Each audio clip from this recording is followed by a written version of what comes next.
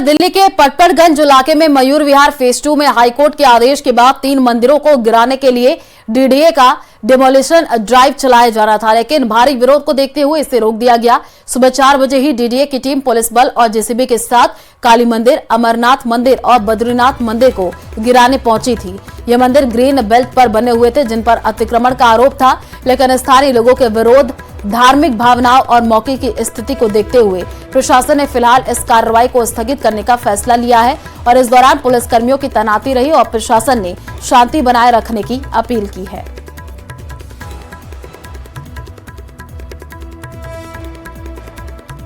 दिल्ली के मयूर विहार से ये जानकारी आपको दे रहे हैं, जहां पर सुबह 4 बजे डीडीए की टीम पहुंची थी। 3 तस्वीरें भी आपको टीवी स्क्रीन पर दिखा रहे हैं। धार्मिक भावनाओं के चलते प्रशासन का ये फैसला सामने आया है। ग्रीन बेल्ट पर ये तीनों जो मंदिर हैं वो बने हुए थे। स्थानीय विरोधियों के चलते डिमोलिशन और ये तस्वीर आपको दिखा रहे हैं। सुबह 4 बजे डीडीए की टीम पहुंची है। धार्मिक भावनाओं के चलते प्रशासन का ये फैसला।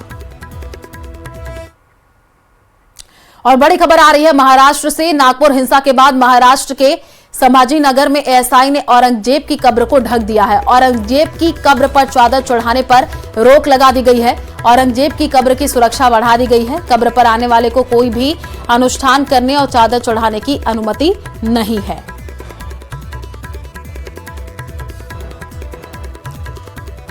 तो औरंगजेब की कब्र की सुरक्षा जो है वो बढ़ा दी गई है। नागपुर हिंसा के बाद औरंगजेब की कब्र को एएसआई ने ढक दिया है। आपको बता दें कि अब सुरक्षा और भी ज्यादा वहां पर बढ़ा दी गई है। तस्वीर भी सामने आई है जो कि आपको दिखा रहे हैं। एएसआई ने औरंगजेब की कब्र पर चादर चढ़ाने पर रोक लगा दी है।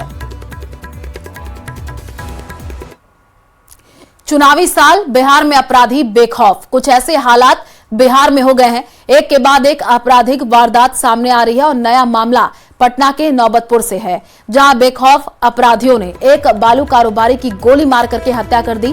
बताया गया कि मनीष कुमार उर्फ मोनू को अपराधियों ने दौड़ाकर घेर लिया, फिर गोलियों से भून डाला। गंभीर हालत में उसे अस्पताल लेकर के जाया गया है, लेकिन रास्ते में ही उसकी मौत हो गई। हत्या के पीछे आपसी रंजिश की आशंका जताई जा रही है। फिलहाल पुलिस मामले की जांच कर रही है, लेकिन लगातार हो रहे आपराधिक वारदात से बदमाशों का मनोबल बढ़ रहा है। तो दूसरी तरफ हाल ही में पुलिस पर हुए कई हमले कानून व्यवस्था के लिए चुनौती बने हुए हैं।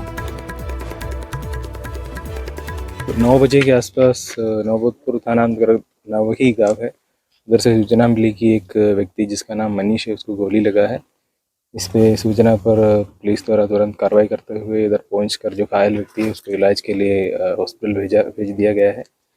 और इस पे जो घायल है उसका नाम मनीष है, वो नवही गांव का रहने वाला है। तो कुछ अपराध कर्मियों द्वारा उसको गोली मार दिया गया है और उसका अभी आसपास के सीसीटीवी और अन्य तकनीकी साक्ष्य इकट्ठा किया जा रहा है और अपराध कर्मियों का पहचान करके उसका गिरफ्तारी किया जाएगा।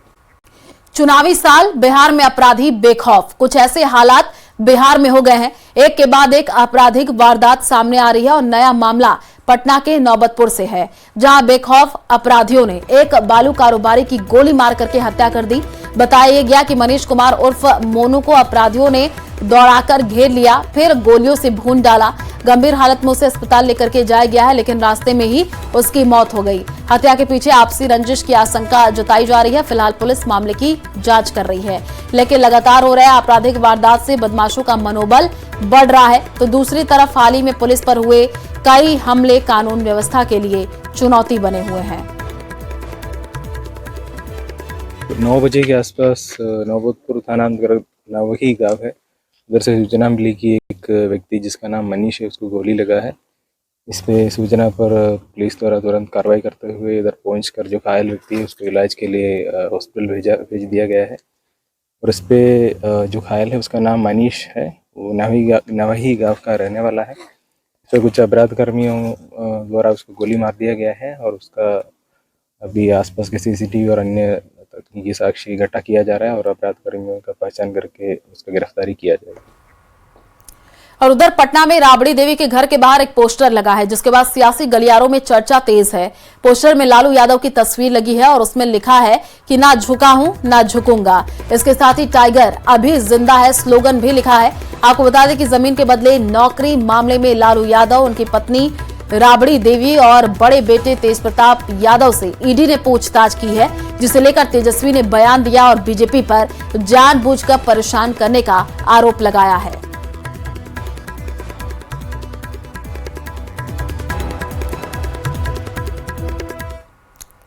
सुशांत सिंह राजपूत की पूर्व मैनेजर दिशा सालियान की मौत का मामला फिर से गर्मा गया है। दिशा सालियान के पिता सतीश सालियान ने बॉम्बे हाईकोर्ट में याचिका दायर कर महाराष्ट्र के पूर्व मंत्री और शिवसेना यूबीटी नेता आदित्य ठाकरे, पूर्व मेयर किशोरी पेडनेकर पर गंभीर आरोप लगाए हैं। उन्होंने कोर्ट से मांग की है कि आदित्य ठाकरे के खिलाफ केस दर्ज करके जांच सीबीआई को सौंपी जाए।